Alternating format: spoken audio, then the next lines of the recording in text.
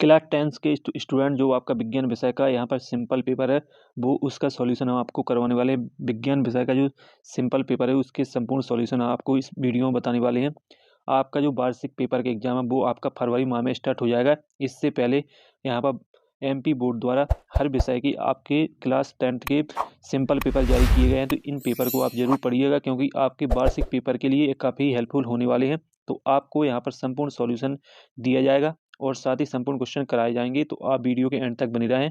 और यदि आप चैनल पर नए हैं तो चैनल से जुड़ने के लिए चैनल को सब्सक्राइब, वीडियो को लाइक जरूर करें।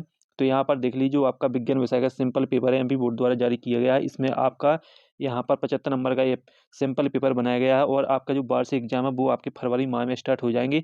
और 2025 वार्षिक पेपर की तैयारी के लिए यहाँ पर बोर्ड द्वारा जारी किए गए हैं सिंपल पेपर। तो आप सिंपल पेपर का सॉल्यूशन आपको इस वीडियो में मिलने वाला है। सिंपल पेपर में आपके 23 क्वेश्चन रहेंगे प्रॉपर, और साथ ही यहाँ पर आपका 3 घंटे आपका सिंपल पेपर में दिया जाएगा। और यही सिंपल पेपर आपके प्री बोर्ड पेपर में भी यहाँ पर आने वाले हैं। तो आप यहाँ पर इन सिंपल पेपर को जरूर पढ़िए और इनका सॉल्यूशन भी आपको हम बताने वाले हैं। तो यहाँ पर दोस्तों पहले सिंपल पेपर में आपको देखने को मिल जाएगा यहाँ पर दिशा निर्देश। तो इसमें कुछ निर्देश भी हैं। आपका जो चौथा मोस्ट इंपॉर्टेंट निर्देश है, 1 से 5 तक के जो प्रश्न रहेंगे वो आपके वस्तुनिष्ठ प्रश्न रहेंगे, और इसमें आपका यहाँ पर वस्तुनिष्ठ प्रश्न आपके 30 नंबर के रहेंगे। और इसके बाद स्टूडेंट्स आपका जो 5वां निर्देश है, इसमें आपके यहाँ पर 2 नंबर के प्रश्न रहेंगे। 6 से 17 तक आपके 2 अंक के प्रश्न रहेंगे, और इसके बाद 18 से 20 तक आपके 3 अंकीय प्रश्न रहेंगे। और इसके बाद आपका जो 21 से 23 तक के प्रश्न है वो आपके 4 अंक के प्रश्न रहेंगे। और इसके बाद आपके टोटल 23 क्वेश्चन पेपर में आएंगे। और यह वार्षिक पेपर के लिए वेरी मोस्ट इंपॉर्टेंट है, इसलिए आप इसको जरूर यहाँ पर पढ़िएगा। इसका जो सॉल्यूशन है वो भी हम आपको बताएंगे, और पीडीएफ यदि डाउनलोड करना चाहते हैं तो वीडियो के एंड तक बने रहें। हम आपको पीडीएफ डाउनलोड कर ही बताएंगे कि आपको कहाँ से पीडीएफ प्राप्त होगी। तो स्टूडेंट्स आपका जो पहला क्वेश्चन है वस्तुनिष्ठ प्रश्न है। तो आपका पहला प्रश्न है जो वार्षिक पेपर है उसमें भी आपका वस्तुनिष्ठ प्रश्न ही रहेगा, और आपके वस्तुनिष्ठ जो प्रश्न है वो आपके यहाँ पर 6 नंबर के रहेंगे। यहाँ पर देख लीजिए, तो आपका जो पहला प्रश्न है वो आप यहाँ पर देख लीजिए, कैल्शियम ऑक्साइड का जल के साथ अभिक्रिया किस प्रकार की अभिक्रिया है। तो इसको आपको बताना है कि इसमें कौन सी अभिक्रिया है। तो इसमें आपको 4 विकल्प देखने को मिलेंगे, और ये इसी तरीके से आपका बोर्ड में भी पूछा जाएगा। जो पेपर आएगा इसी तरीके से आपका बोर्ड का पेपर बनने वाला है, तो आप इसे जरूर पढ़िएगा। तो इसमें आपका है ऊष्मा सूची अभिक्रिया, रेडॉक्स अभिक्रिया, उदासीनीकरण अभिक्रिया और ऊष्मा क्षेपी अभिक्रिया। तो 4 सही विकल्प में से आपको एक को जो सही आंसर है उसे आपको चुनना है। तो इसमें आपका जो सही आंसर है वो आपका हो जाएगा ऊष्मा क्षेपी अभिक्रिया। इसके बाद दूसरा है प्रोपेन C3H8 की ऑक्सीजन में दहन के लिए संतुलित समीकरण। तो इसको आपको संतुलित समीकरण बताना है। तो इसमें 4 समीकरण दिए गए हैं, जिसमें आपका करेक्ट समीकरण रहेगा C3H8 plus 5O2 equal to 3CO2 plus 4H2। तो ये आपका करेक्ट आंसर रहेगा। इसके बाद स्टूडेंट्स आपका यहाँ पर तीसरा प्रश्न आप देख लीजिए, विद्युत चुम्बक का कोर बनने के लिए निम्नलिखित में से कौन सी सामग्री सबसे उपयुक्त है। तो इसे आपको बताना है इसमें कौन सा जो सही विकल्प करेक्ट है। तो इसमें आपका लोहा करेक्ट आंसर हो जाएगा।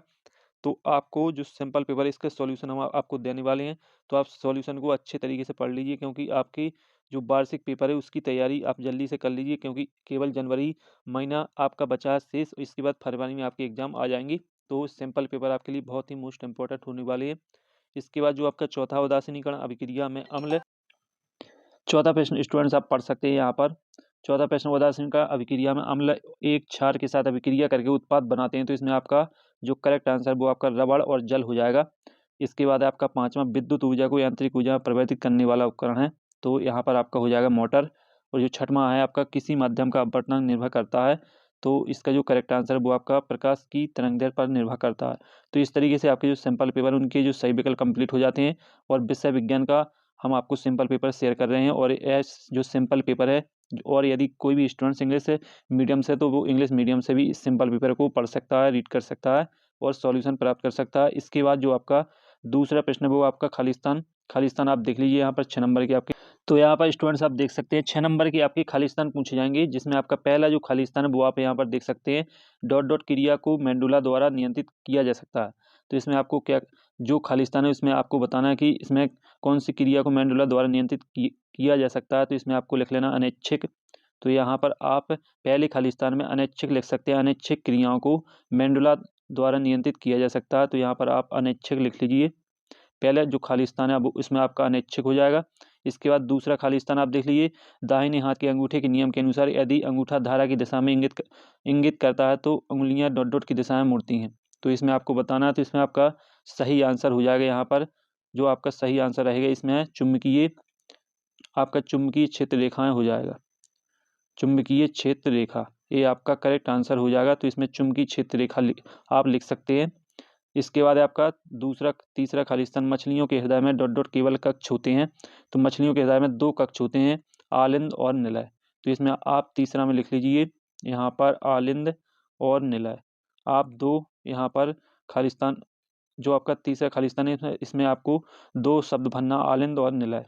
इसके बाद है आपका यहाँ पर चौथा, आँखों का वह भाग जो इसे रंग प्रदान करता है। तो इसमें आपको जो है चौथा खाली स्थान है, इसमें आपको आयरिस भर देना है। तो आप अपनी कॉपी में नोट कर लें, इसमें आपको आयरिस भरना है। इसके बाद आपका पाँचवा, डॉट डॉट में ऊर्जा का प्रवाह एक दिशा में होता है। तो इसमें आपको पारिस्थितिक तंत्र लिख लेना है। इसके बाद जो आपका पाँचवा, इसमें आपको पारिस्थितिक तंत्र लिखना है। तो इसमें आप पारिस्थितिक तंत्र लिख लीजिए, पारिस्थितिकीय तंत्र, इसमें आपका पारिस्थितिकीय तंत्र हो जाएगा, आप अपनी कॉपी में लिख लीजिए। इसके बाद है आपका छठवां, जब कोई अम्ल धातु के साथ क्रिया करता है तो गैस उत्पन्न होती है। तो कौन सी गैस उत्पन्न होती है? तो इसमें आपको हाइड्रोजन लिख लेना है। तो आप छठवें में लिख लीजिए हाइड्रोजन, छठवें में आप हाइड्रोजन लिख लीजिए। तो इस तरीके से आपका जो खालिस्तान का क्वेश्चन है वो कंप्लीट हो जाता है। पहले में आपका हो जाएगा अनैच्छिक क्रिया, दूसरे में आपका हो जाएगा चुंबकीय क्षेत्र रेखाएं, तीसरे में आपका हो जाएगा आलिंद और निलय, चौथे में आपका आयरिस हो जाएगा, पाँचवें में आपका पारिस्थितिक तंत्र, तो छठवें में आपका हाइड्रोजन हो जाएगा। अब आते हैं स्टूडेंट्स आपके यहाँ पर सत्य असत्य वाले कथन, तो इनको भी आप पढ़ लीजिए, 6 नंबर के रहेंगे। प्रत्यावर्ती क्रिया में शामिल अंग मेरुरज्जु, मोटर न्यूरॉन और मस्तिष्क है। तो ये आपका गलत कथन है, यानी आपको इसमें असत्य लिख लेना। इसके बाद है आपका दूसरा प्रश्न, अम्लों का पीएच मान 7 से अधिक होता है। तो ये भी आपका गलत कथन है। इसके बाद है आपका तीसरा, किसी रासायनिक अभिक्रिया उत्पादों का द्रव्यमान हमेशा अभिकारकों के द्रव्यमान के बराबर होता है। तो ये आपका स्टूडेंट सत्य रहेगा। इसके बाद है चौथा, प्रकाश के एक माध्यम से दूसरे माध्यम में समान गति से यात्रा करने पर अपवर्तन होता है। तो जो आपका चौथा है तो चौथा आपका यहाँ पर असत्य हो जाएगा, यानी ये कथन आपका असत्य कथन है। पांचवा है, सभी धातुएं लचीली होती हैं और इन्हें खींचकर तार बनाया जा सकता है।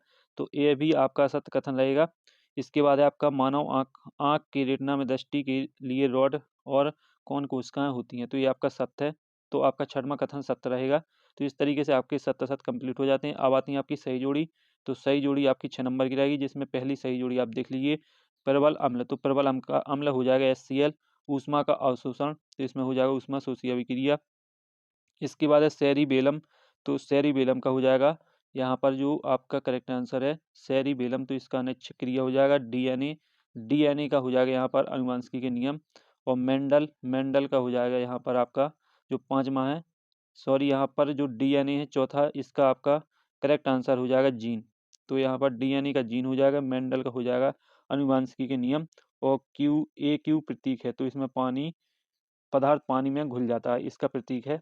तो इस तरीके से आपकी सही जोड़ी कंप्लीट हो जाती है। अब आते हैं आपके यहाँ एक शब्द एक वाक्य में उत्तर, जो कि आपका 5वां प्रश्न रहेगा, जिसमें पहला प्रश्न है, 2 धातुओं का उदाहरण दीजिए जिनका गलनांक कम होता है। तो इनमें आपको 2 धातुओं का उदाहरण बताना है। तो आपका पहला हो जाएगा, पहला लिख लीजिए आप CS और दूसरा लिख लीजिए GA। 2 आपकी धातु हो जाएंगी CS और GA। इसके बाद है आपका दूसरा प्रश्न, किसी क्षण चुंबक की बाहर चुंबकीय क्षेत्र रेखाओं की दिशा क्या होती है। तो इसमें आपको लिख लेना उत्तरी ध्रुव से दक्षिणी ध्रुव की ओर। लिख लीजिए आप यहाँ पर दूसरी में उत्तरी ध्रुव से, यहाँ पर आपका दूसरा हो जाएगा उत्तरी ध्रुव से दक्षिणी ध्रुव। उत्तरी ध्रुव से दक्षिणी ध्रुव आपका सही आंसर हो जाएगा यहाँ पर दूसरे प्रश्न का। अब आता है तीसरा, मानव। यहाँ पर तीसरा प्रश्न लिख लीजिए, मानव का सामान्य रक्तचाप क्या होता है। तो मानव का सामान्य रक्तचाप होता है, यहाँ पर लिख लीजिए आप 120/80, 120/80 mmHg होता है। ये आपका मानव का सामान्य रक्तचाप होता है 120/80 mmHg। इसके बाद है आपका यहाँ पर चौथा प्रश्न, चौथा, मानव मस्तिष्क का कौन सा भाग सोचने, सुनने, सूंघने और देखने के विशेषकृत होता है। तो यहाँ पर हो जाएगा मस्तिष्क। तो यहाँ पर आप लिख लीजिए, जो चौथा प्रश्न है इसका हो जाएगा आपका अग्र मस्तिष्क। ये आपका सही आंसर हो जाएगा चौथे का अग्र मस्तिष्क। तो ये आपका राइट आंसर रहेगा अग्र मस्तिष्क। इसके बाद है आपका 5वां, मायोपिया को ठीक करने के लिए कौन सा लेंस उपयोग किया जाता है? तो इसमें हो जाएगा अवतल लेंस। 5वां का आपका हो जाएगा यहाँ पर अवतल लेंस। तो ये आपका जो पेपर हम करवा रहे हैं वो आपका सिंपल पेपर है और वार्षिक पेपर के लिए काफ़ी मोस्ट इंपॉर्टेंट होने वाला है। तो सिंपल पेपर का सॉल्यूशन देख लीजिए और तैयारी आप अपनी बोर्ड पेपर की करते जाएँ। इसके बाद है एथीन का रासायनिक सूत्र क्या है? तो इसका हो जाएगा C2H4। तो इस तरीके से आपके एक शब्द एक वाक्य कंप्लीट हो जाते हैं। आप एक बार फिर से इनके आंसर सुन सकते हैं। पहले में आपका करेक्ट आंसर रहेगा CSGA, 2 धातु में आपको बताना है। इसमें आपको बताना है कि किसी क्षण चुंबक के बाहर चुंबकीय क्षेत्र रेखाओं की दिशा क्या होती है? तो उत्तर से दक्षिण की ओर होती है। मानव का सामान्य रक्तचाप 120/80 mmHg होता है। और जो आपका चौथा है इसमें आपका हो जाएगा अग्र मस्तिष्क, 5वें में आपका हो जाएगा अवतल लेंस, 6वें में आपका हो जाएगा C2H4। अब आते हैं दोस्तों आपके 2-2 नंबर के प्रश्न। तो यहाँ पर स्टूडेंट जो आपके 2-2 नंबर के प्रश्न हैं, जिसमें आपका 6वां प्रश्न आप यहाँ पर पढ़ सकते हैं। एथीन की इलेक्ट्रॉन डॉट संरचना बनाइए, या इसका अथवा मीथेन की इलेक्ट्रॉन डॉट संरचना बनाइए। तो स्टूडेंट्स आपको अथवा में से एक का सॉल्यूशन हम आपको बताएंगे, एक का आपको स्वयं से करना है। तो इसका जो सॉल्यूशन है प्रश्न 6वें का सॉल्यूशन, वो आप यहाँ पर देख लीजिए, स्क्रीन पर ही हम आपको सॉल्यूशन बताते जाएंगे। तो आपको यहाँ पर जो स्क्रीन पर सॉल्यूशन दिया जाएगा उसका स्क्रीनशॉट आपको लगाना है और साथ ही इसके बाद आपको उसे अच्छे तरीके से पढ़ना है।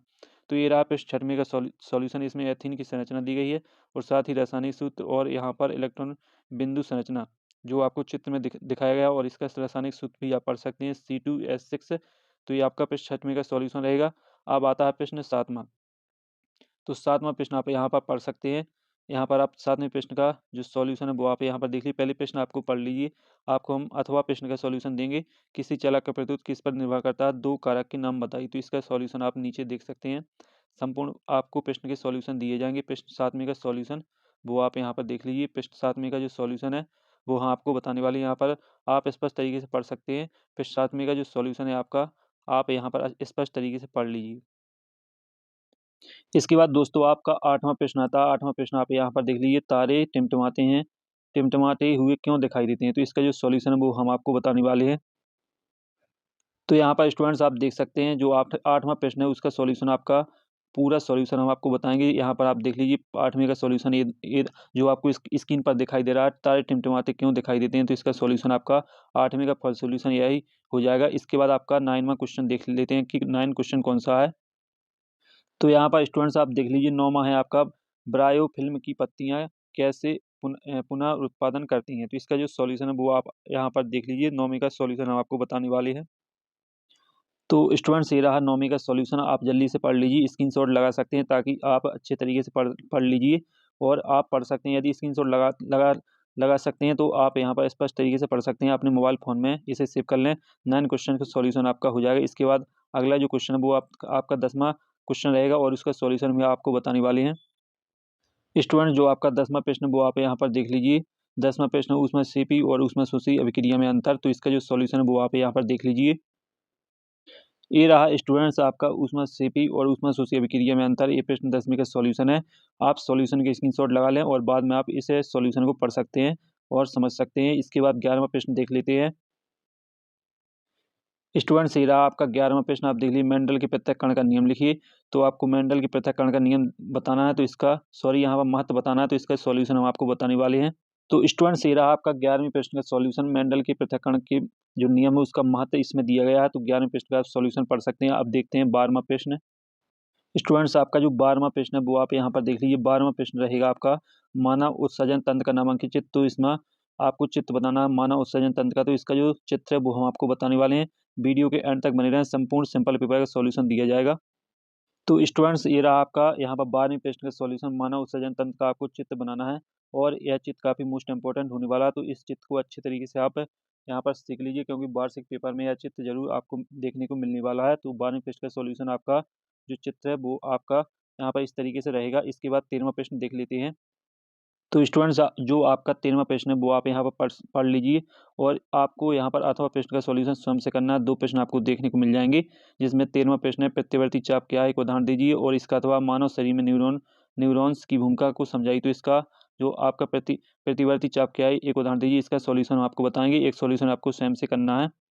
तो स्टूडेंट्स आपका जो 13वें प्रश्न का सॉल्यूशन है वो आपका 13वें प्रश्न का सॉल्यूशन आप स्क्रीन पर देख सकते हैं। फल सॉल्यूशन आपको बता रहे हैं। 13वें प्रश्न का सॉल्यूशन आप यहाँ पर देख लीजिए। प्रत्यवर्ती चाप एक तंत्र का तंत्र है जो प्रत्यवर्ती क्रिया द्वारा तय किए गए पथ का प्रतिनिधित्व करता है। तो इस तरीके से आपका सॉल्यूशन रहेगा 13वें प्रश्न का। और इसके बाद देख लेते हैं नेक्स्ट क्वेश्चन 14वां प्रश्न। तो यहाँ पर स्टूडेंट्स आपका जो 14वां प्रश्न है वो आप देख लीजिए, ओम का नियम यहाँ पर पूछा गया है। 14वां प्रश्न ओम का नियम और गणितीय व्यंजक लिखिए और इसके बाद इसमें यहाँ पर श्रृंखला में जुड़े 3 प्रतिरोधों कुल प्रतिरोध की गणना करें, R1 R2 R3। तो इसमें प्रतिरोध की गणना करना है, तो हम आपको ओम के नियम का सॉल्यूशन बताने वाले हैं। तो स्टूडेंट्स ये रहा आपका ओम के नियम का सॉल्यूशन। तो ये आपका प्रश्न 14वां प्रश्न का सॉल्यूशन है, फुल सॉल्यूशन आप देख सकते हैं। साथ ही यदि आपने अभी तक वीडियो को लाइक नहीं किया तो वीडियो को लाइक जरूर करें। आप हम 15वें प्रश्न का सॉल्यूशन आपको बताने वाले हैं, पहले आप 15वां प्रश्न देख लीजिए। तो स्टूडेंट्स ये रहा आपका 15वां प्रश्न। अब वर्तनांक को प्रवेश कीजिए, पानी का वर्तनांक लिखिए और इसका अर्थवाद आप पढ़ सकते हैं। तो 15वें प्रश्न का सॉल्यूशन हम आपको बताने वाले हैं। ये रहा स्टूडेंट्स आपके 15वें प्रश्न का सॉल्यूशन, आप यहाँ पर देख लीजिए। पूरा सॉल्यूशन आपको दिया जाएगा 15वें प्रश्न का। तो आप यहाँ पर स्क्रीनशॉट लगा लीजिए ताकि आप अच्छी तरीके से पढ़ सकते हैं। और स्क्रीनशॉट के बाद आपका यह जो सॉल्यूशन है वो आपके फ़ोन में सेव हो जाएगा, तो वहाँ से आप अच्छे तरीके से रीड कर सकते हैं। तो ये आपके 15वें प्रश्न का सॉल्यूशन है। आप देखते हैं 16वां प्रश्न। तो स्टूडेंट्स आपका जो 16वां प्रश्न है वो आप यहाँ पर देख लीजिए। जीवों में पीएच मान का महत्व लिखिए, 2 उदाहरण भी लिखिए और इसका अथवा भी आप देख लीजिए। तो आपको जीवों में पीएच मान का महत्व और 2 उदाहरण, तो इसका सॉल्यूशन आपको बताने वाले हैं प्रश्न 16वें का। तो स्टूडेंट्स आपका जो प्रश्न 16वां है उसका सॉल्यूशन आप यहाँ पर स्क्रीन पर देख सकते हैं। हमारे शरीर में होने वाली जैव रासायनिक क्रियाओं की पीएच परास 7 से 7.8 तक होती है। तो इस तरीके से आपका जो 16वें प्रश्न का सॉल्यूशन है वो फुल सॉल्यूशन हम आपको स्क्रीन पर दिखा रहे हैं। इसके बाद अब नेक्स्ट क्वेश्चन आपका 7वां आता है। 7वें प्रश्न का सॉल्यूशन आप देख सकते हैं। इसके बाद 7वें प्रश्न का पहले प्रश्न आप पढ़ लीजिए। तो स्टूडेंट्स आपका जो 7वां प्रश्न है वो आप यहाँ पर देख लीजिए। जल प्रदूषण को कैसे नियंत्रित कर सकते हैं, कोई 2 उपाय आपको बताना है, या वायु प्रदूषण के क्या कारण है, कोई 2 कारण लिखिए। तो आपको 7वें प्रश्न में जल प्रदूषण का जो सॉल्यूशन है वो हम आपको बताने वाले हैं, वीडियो के एंड तक बनी रहें। तो स्टूडेंट्स ये रहा आपका 17वें प्रश्न का सॉल्यूशन, आप यहाँ पर पढ़ सकते हैं। जल प्रदूषण नियंत्रित करने के उपाय। तो यहाँ पर आप जल को किस तरीके से प्रदूषित करने से नियंत्रित कर सकते हैं, तो इसके 2 उपाय आपको लिखना है। तो ये आपके 17वें प्रश्न का सॉल्यूशन है। अब जो नेक्स्ट क्वेश्चन है इनके सॉल्यूशन भी आपको बताने वाले हैं। तो स्टूडेंट्स इसके बाद आपका आता है नेक्स्ट क्वेश्चन 18वां प्रश्न, निम्न धातुओं का उदाहरण दीजिए। तो यहाँ पर इनकी जो सॉल्यूशन है वो आपको टेलीग्राम पे मिल जाएंगे और टेलीग्राम की जो लिंक है वो आपको वीडियो के डिस्क्रिप्शन में देखने को मिल जाएंगी। इसके बाद आपको 19वां प्रश्न है, चुंबकीय क्षेत्र रेखाओं के चारित्रिक गुण लिखिए और रेखाचित्र की सहायता से समझाइए। और इसके बाद आपका नेक्स्ट 20वां क्वेश्चन है, इसमें आणविक सूत्र आपको दिए गए हैं, इनके IUPAC नाम लिखना है। 21वां जो प्रश्न है वो आप देख लीजिए, मानव पाचन तंत्र का चित्र बनाइए और लार के कार्य लिखिए। और मानव हृदय का चित्र बनाइए और इसके बाद और लिखिए कि हमारा परिसंचरण तंत्र किस प्रकार का है। और इसके बाद आपका यहाँ पर 22वां प्रश्न मादा प्रजनन तंत्र। और इसके बाद आपका 23वां प्रश्न है, यहाँ पर देख लीजिए, इसमें आपका गणितीय यहाँ पर सवाल पूछा गया है, तो इसे हल करना है। तो इसके जो सॉल्यूशन है वो आपको टेलीग्राम पे मिल जाएंगे, कंप्लीट सॉल्यूशन। तो सॉल्यूशन यदि प्राप्त करना चाहते हैं कंप्लीट, तो टेलीग्राम से जरूर जुड़ना। टेलीग्राम की जो लिंक है वो आपको वीडियो के डिस्क्रिप्शन में देखने को मिल जाएगी। और यह आपका सिंपल पेपर है। सिंपल पेपर वार्षिक पेपर की तैयारी के लिए काफ़ी मोस्ट इंपॉर्टेंट होता है, तो इसका सॉल्यूशन हमने आपको बता दिया है। और आपके संपूर्ण विषय के जो सॉल्यूशन है, सिंपल पेपर के सॉल्यूशन वो आपको आपको इसी चैनल पर मिलने वाले हैं। तो चैनल से जरूर जुड़ें। चैनल से जुड़ने के लिए चैनल को सब्सक्राइब, वीडियो को लाइक जरूर करें। तो अगली वीडियो में दोस्तों फिर मिलते हैं, तब तक के लिए जय हिंद।